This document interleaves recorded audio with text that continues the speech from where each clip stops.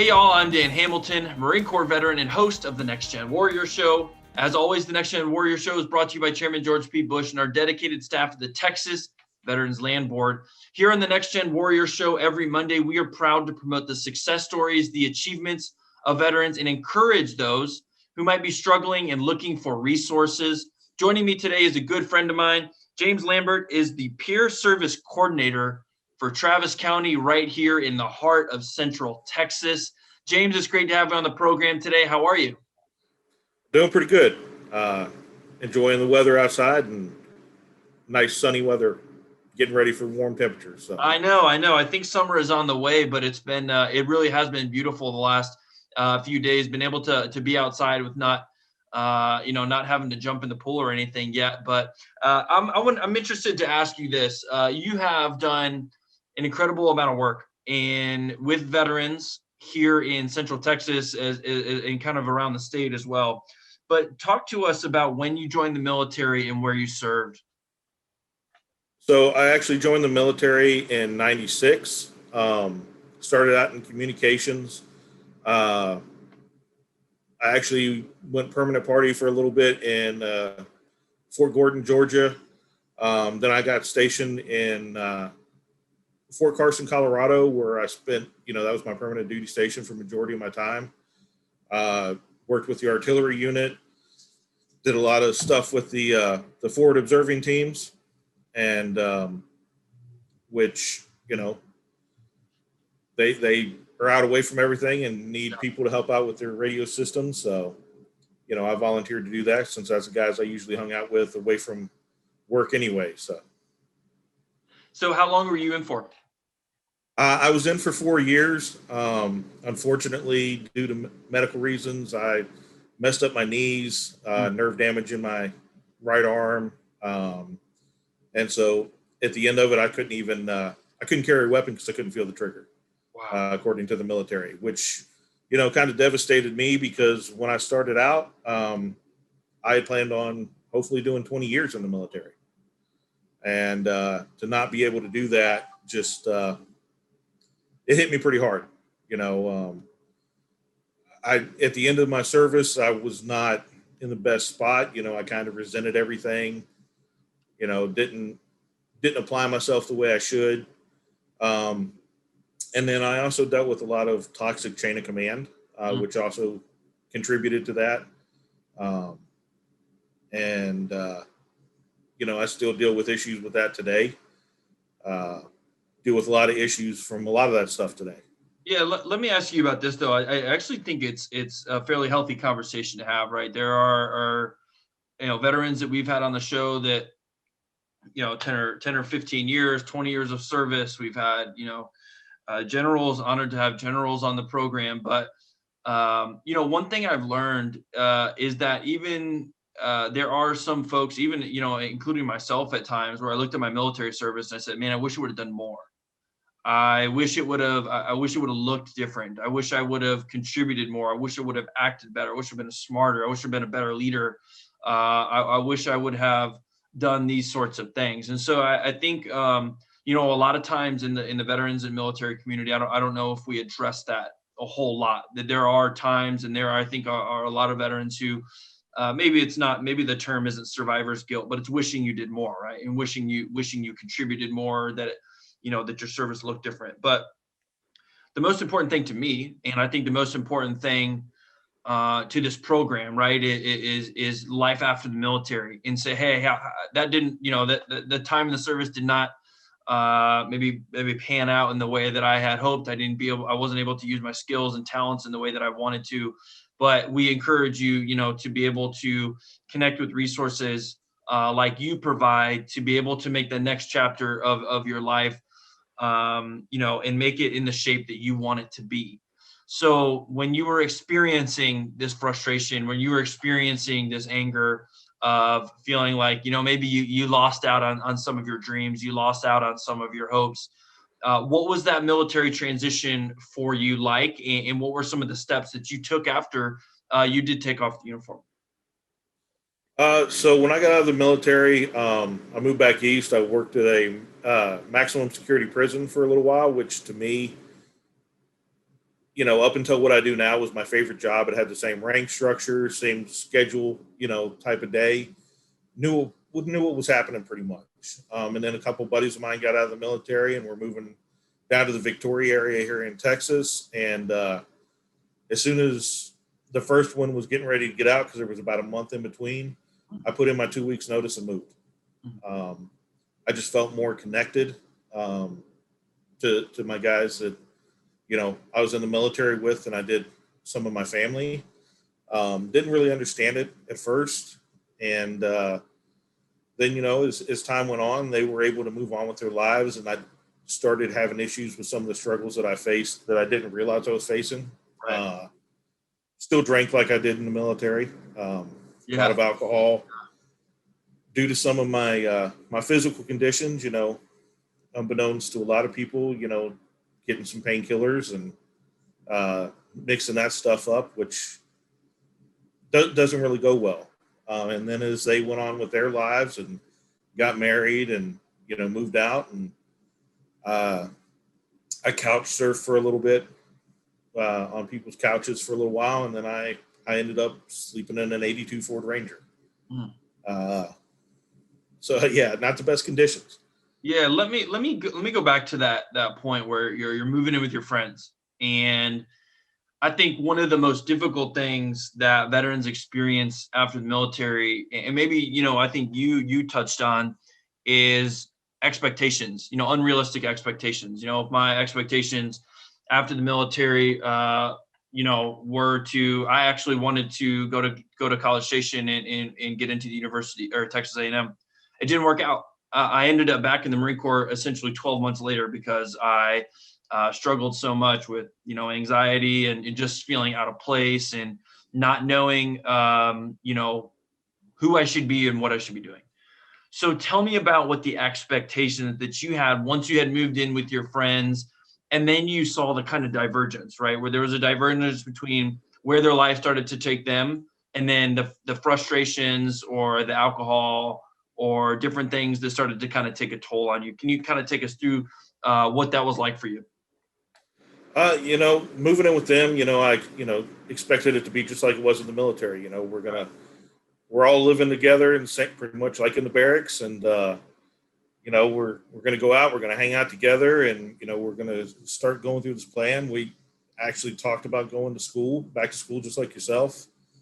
One of my buddies ended up meeting his ex-wife and, they got married. And then, my other buddy, who was our medic in our unit, he felt disconnected and moved back to Oklahoma. So all that kind of fell apart. I was fortunate to meet new friends through them, but that also separated too. And as that started to fall apart, like you, I actually tried to get back in the military. Okay. While I was couch surfing, I actually went and talked to the recruiter, tried to get back to my old unit, who, with talking with some people that were still there, were getting ready to deploy, and made it to MEPS. Was doing my duck walk like we all have to do. Yep. And my knee dislocated. My knee dislocated during our duck walk. It had happened before, so I relocated my knee and asked the doctor not to say anything. And he's like, I can't do it. It's my license. It's my job. Right.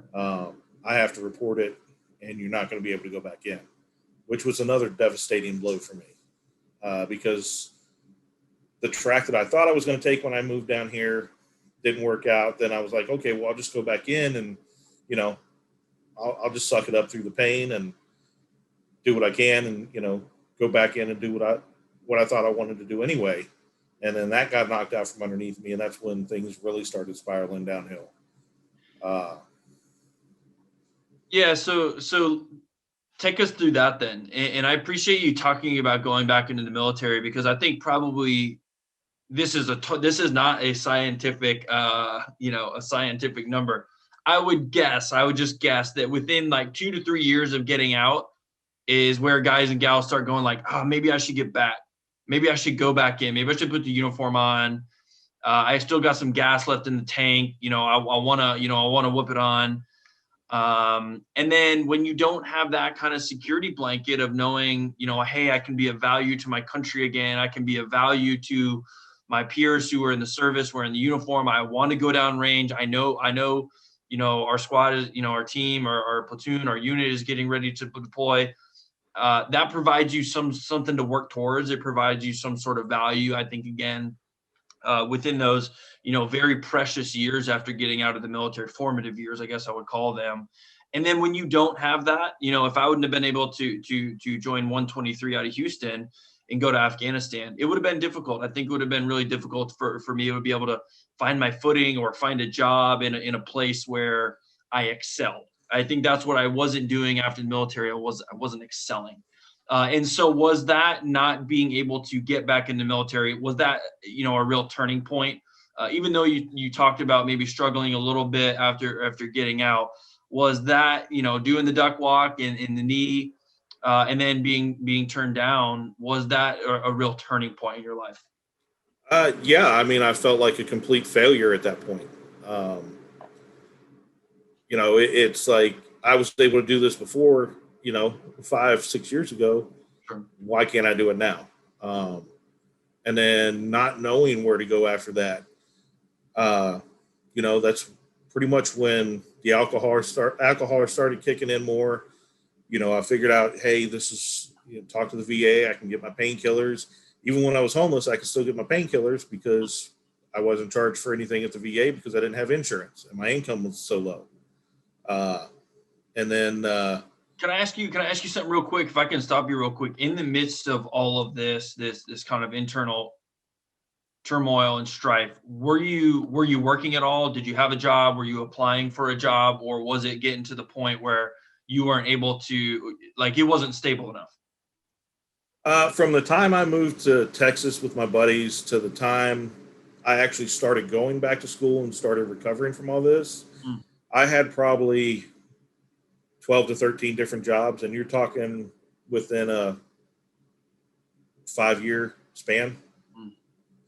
Mm. The longest job I had after the military was working in the oil field.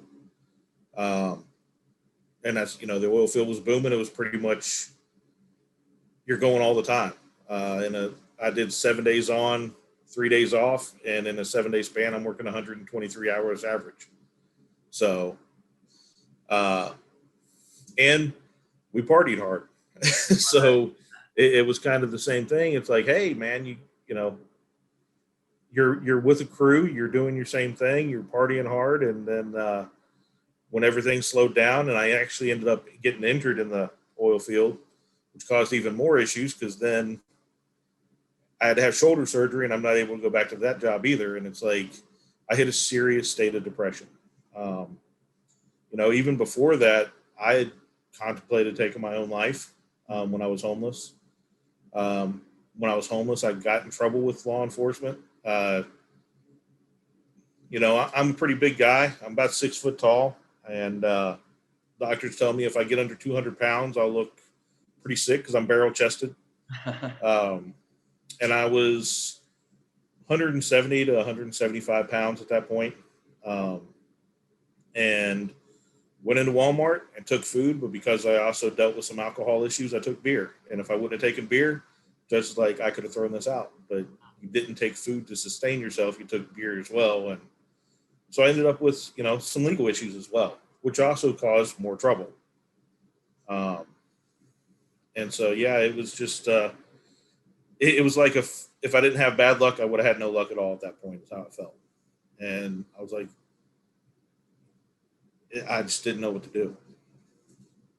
Did you keep in contact with any of your military buddies at this time, or was this kind of a very self-isolating experience? It was very isolating. We didn't have, people had cell phones, but government wasn't giving out cell phones. So, you know, even the little bit of work I was able to do here and there couldn't have paid for it.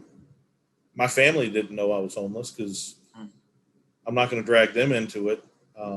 Swallowing that pride was really hard. Matter of fact, my mom didn't know I was homeless until a couple years ago. We sat down and talked about it. Most of my family still have no idea. so yeah, it was just kind of isolated by myself, and I was I was determined to pull myself out of it. Couldn't do it by myself, and it was actually a friend of mine who saw me in the Walmart parking lot and allowed me to, use their address, use their phone number to get out of that situation. So how long from the time that you had gotten to and moved to Houston, between how long was that till you were homeless, and then how long were you actually homeless for, living out of your car?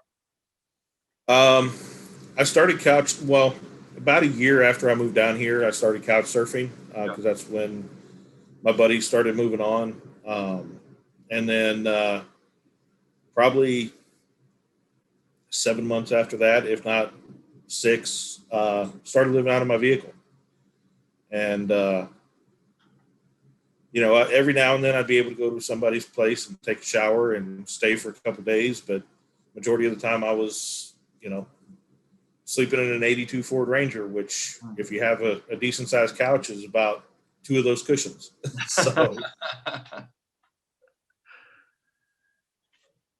Let me ask you this. When you see your buddy in the Walmart parking lot, your reaction is what?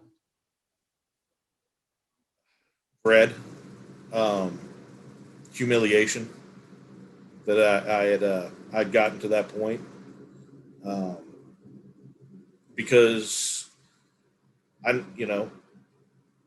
didn't see anybody else having the same struggles I was. It was humiliating. Mm. And I sit there and I did panhandle a little bit, but I'd go to the day jobs. Can't remember the name of the place, but you could go there and you do day work.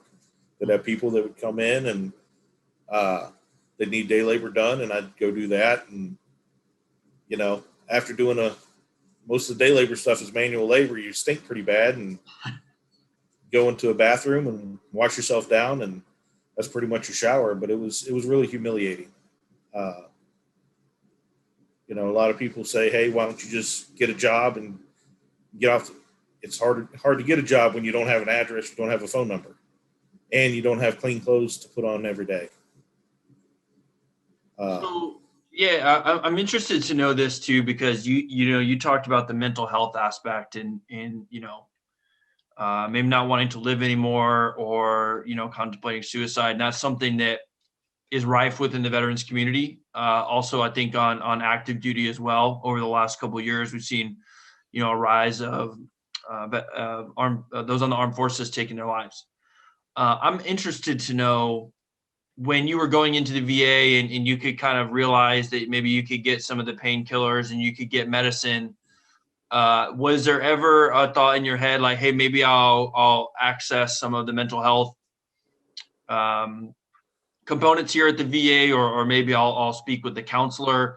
Or were the drugs and alcohol in that thing, was it more consuming and didn't allow you the headspace to be able to want to seek that help or that It, guidance? yeah, it was really hard to even understand that I had those mental health issues. Okay. We weren't educated on it in the military. If you're down, well, suck it up. Pick yourself up. Yeah. And to understand that I had those issues, the VA has a homeless program. I had no idea about that, and I think that was one of the problems going in too. Is they've gotten better about it, but back then, it was, hey, we're going to see you for what you came in for, and we're not going to touch on a lot of other stuff. The fact that I'm sure I stunk to high heaven every time I went into the doctor's office. They never asked any questions. And, Victoria is a small clinic.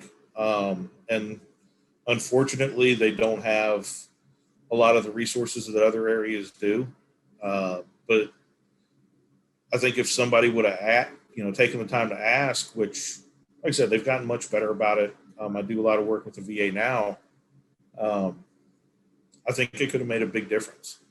They could have said, hey, here's this program. Yeah, you might have to move to San Antonio or Austin because that's where the homeless program is.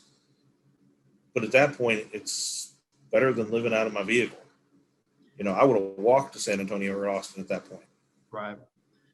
So you get the phone, you get the phone number, you get the address, and at what point did you feel like you might be able to come out of this really difficult spot that you had been in?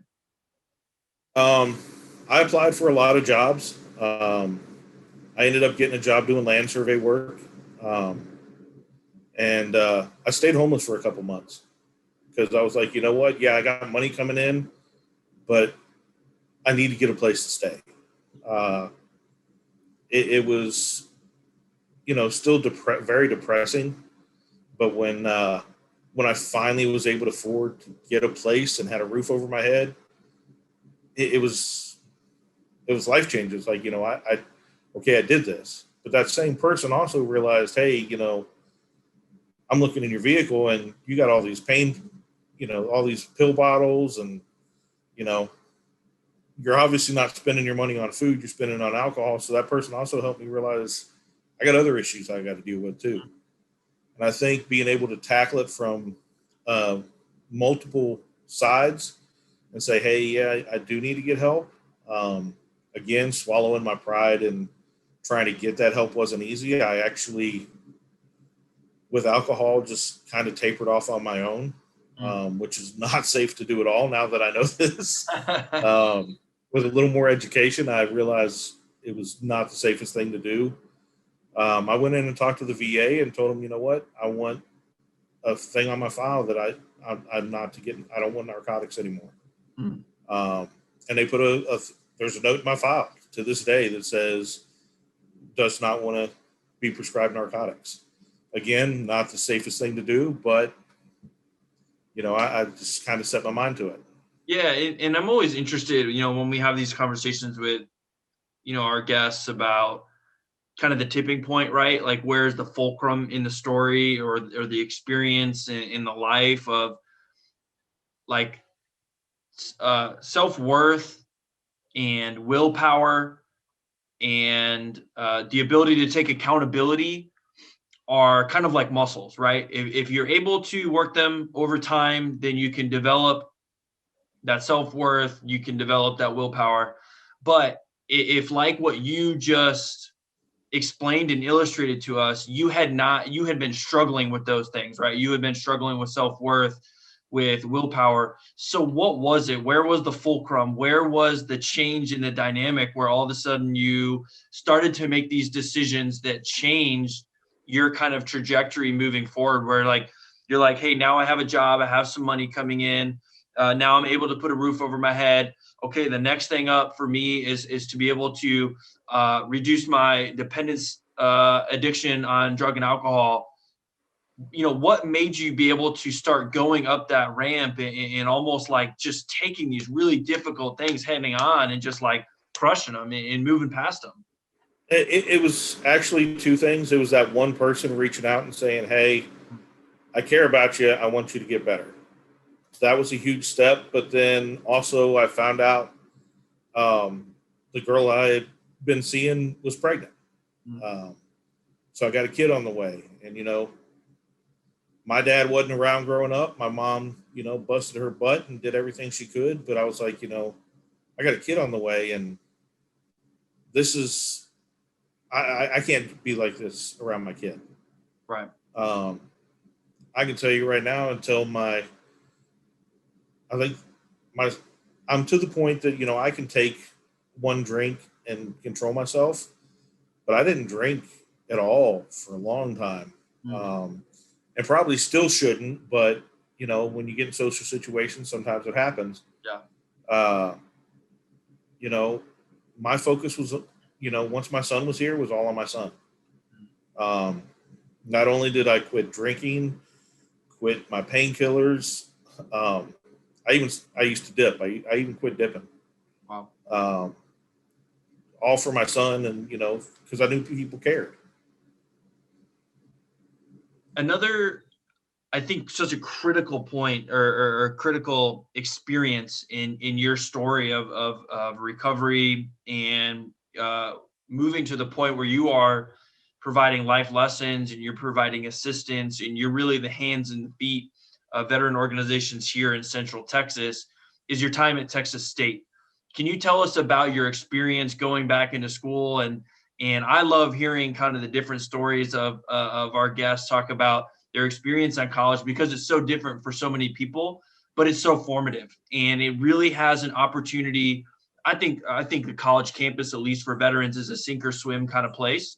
And so I'm interested to know for you, what made that experience work for you, and why did you end up excelling there? So I actually started at Victoria College in Victoria, Texas. I went back to school after I got hurt in the oil field, and only did that because my buddy told me about Voc Rehab, because unfortunately I started school 2 months after my Montgomery GI Bill ran out. So I had no help from that, but I got into Voc Rehab due to my injuries. And couldn't tell you anybody from Victoria College, but then I transferred up to Texas State because with the help of a friend, I figured out where I wanted to do. I wanted to get into social work, and I wanted to help other veterans out struggling like I did. First semester on Texas State was pretty rough. For one, you're around a lot of people that just graduated from high school, and you're like, what life experience do you have? What do you even know?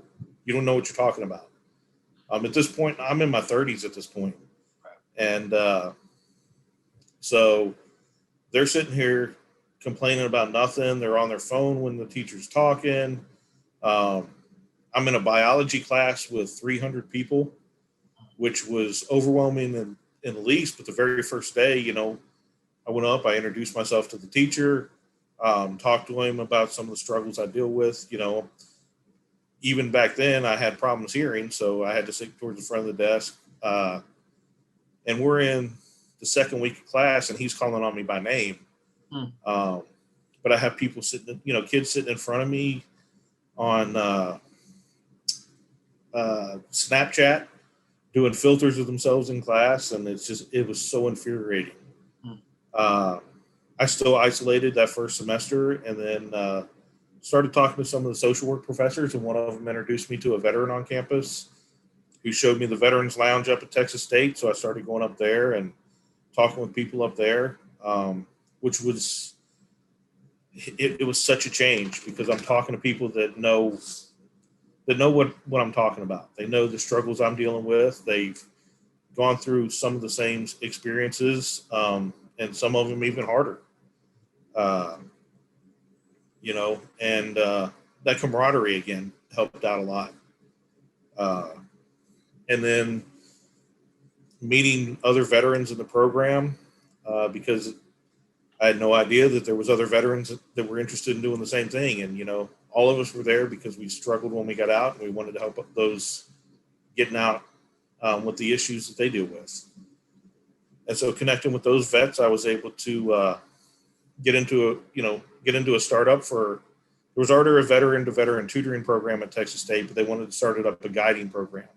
They wanted successful Texas State veteran students to go interact with veterans coming into the campus, show them around, show them what's going on, make that connection, so they didn't isolate, so they didn't struggle.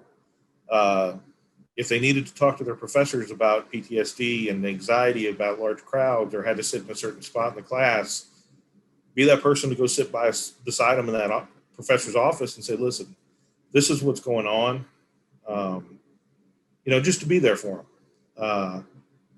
And through that, doing that through my entire education, I did my bachelor's and my master's at Texas State, just opened my eyes to so much stuff. And so many things that, I see as not just myself dealing with, but a majority of veterans dealing with.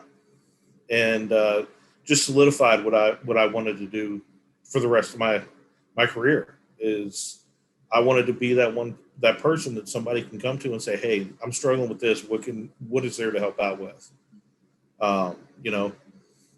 Whether it be something at the VA, may it be something outside the VA, which took me from being an introvert to an extrovert, because I got to go talk to these organizations and figure out what's out there and what they can help out with. And so it gave me purpose again. And I think that was the biggest thing that I'd been missing, was that sense of purpose since the military. When did you realize that you wanted to be a social worker? Uh, so I was actually trying to become a physical therapist. I was on that track at Victoria College. Anybody that goes through vocational rehab knows that they sit there and they review your stuff, they review your disabilities. And I got called up to San Antonio one day and they're like, "You're not going to be a physical therapist." I'm like, "What do you mean? I'm already on this track." They're like, "Your knees are so bad, you're not going to be able to make it to retirement. You're not going to be able to assist people getting up the way you need to.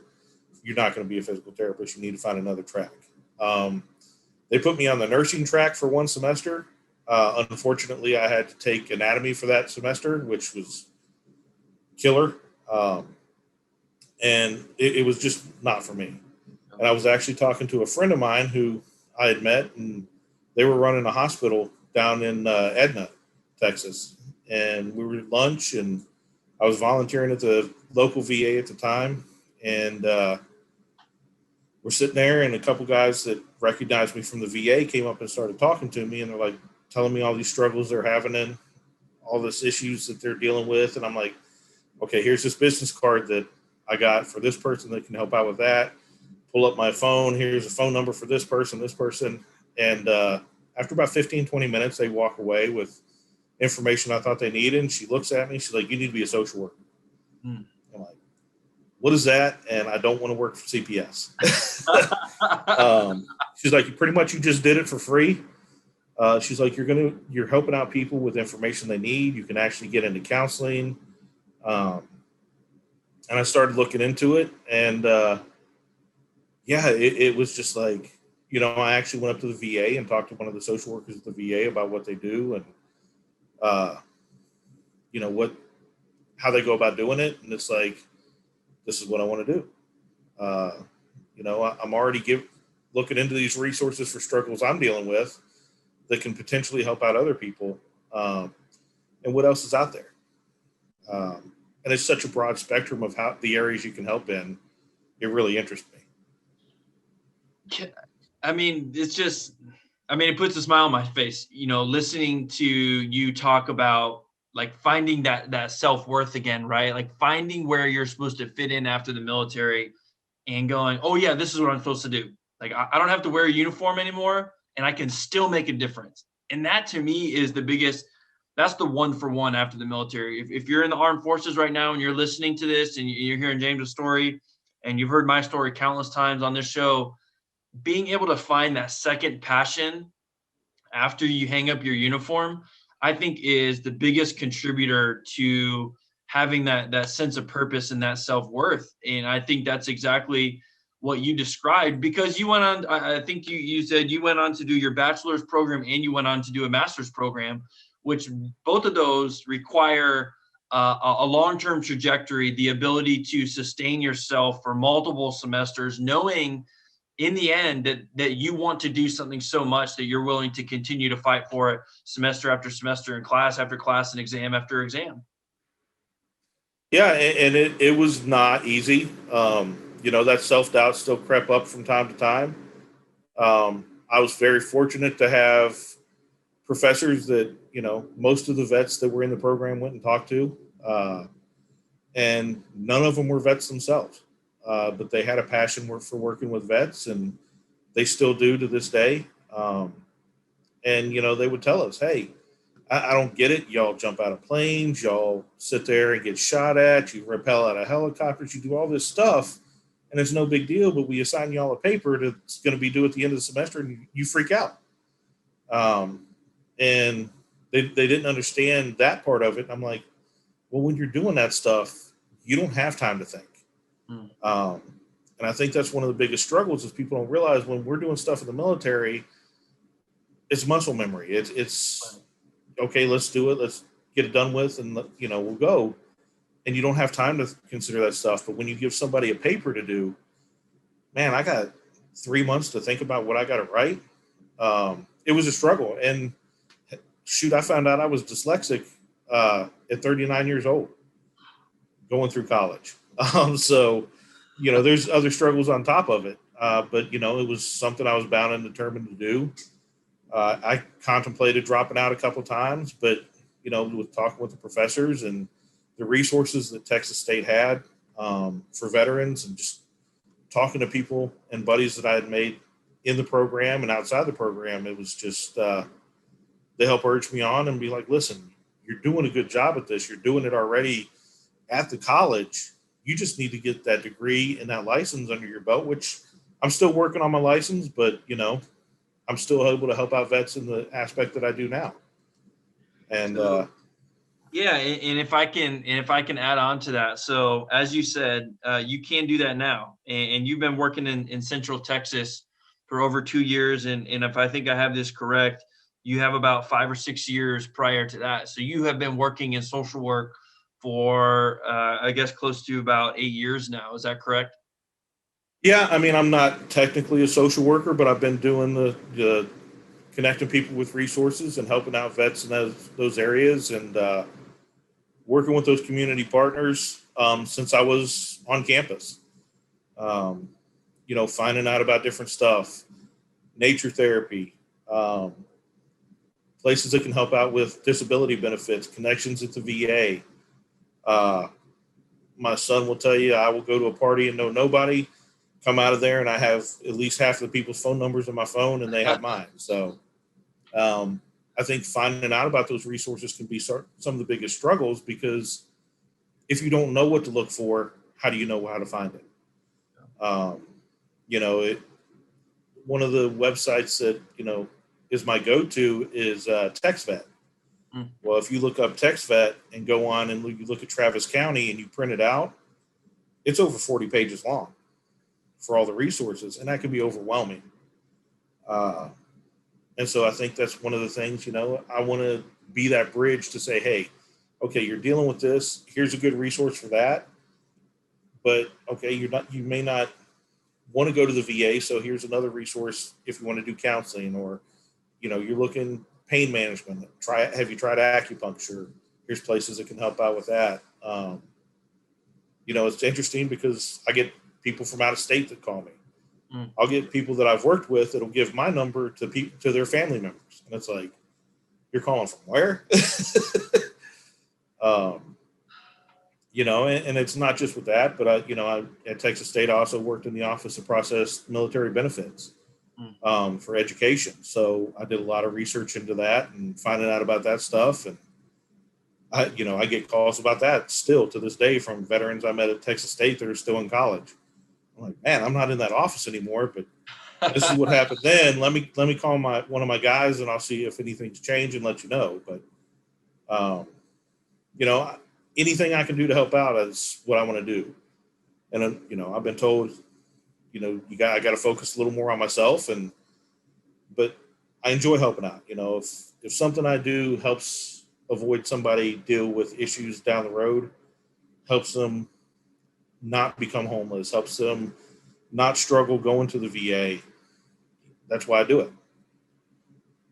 Yeah, no, it's such it brings me joy. It brings me a sense of pride almost to hear your story, because of we know veterans struggle, and we know that a lot of the stories that you're telling today are happening across Central Texas and across the nation, and for somebody to be in your shoes, to be able to have that personal experience, and then to be able to connect people with the resources who are going to be able to give them a hand up, I think is just it's an incredible story. It's certainly motivating, and we always I always harp on this show about veterans continuing to lead and continuing to serve after the military.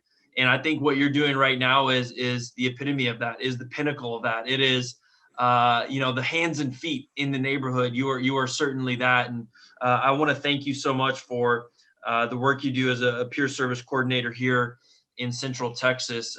Before we go, is there anything else that maybe we didn't get to hit on today, or maybe a piece of advice that you would like to leave our audience with?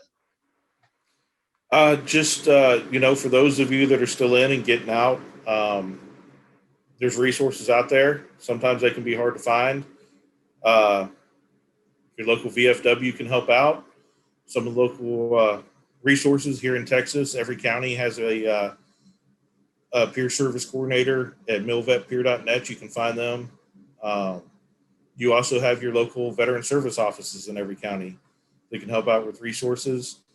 But for those of you that are already out, why we may not want to go to the VA, sometimes going there to look for resources or finding outside resources can help out, but know that you're not alone.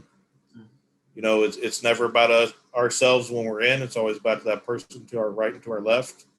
And you still have that when you get out. As vets, we still look out for each other, and that's why I'm here. Absolutely.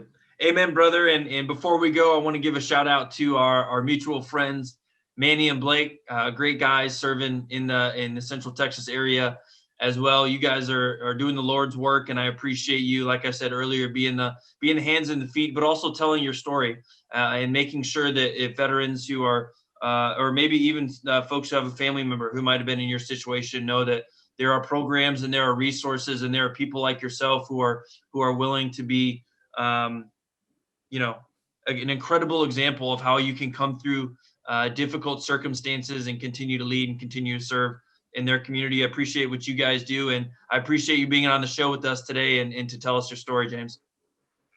Oh, thank you. I appreciate you having me. Absolutely. On behalf of Chairman George P. Bush and our staff here at the Texas Veterans Land Board, come back and join us here next Monday, and please type in Voices of Veterans in your favorite podcast platform or on your social media pages. You can find us, follow us, help like and share our content so stories like James can get around to the armed forces and veterans community. Until then, we'll talk to you next Monday. Have a great day. Follow us on Instagram at Voices of Vets, on Twitter at Voice of Veterans, and on Facebook at facebook.com/Voices of Veterans. To hear more, please visit voicesofveterans.org. Join us in sharing the success stories of Texas veterans. Thank you for joining us for the Next Gen Warrior podcast.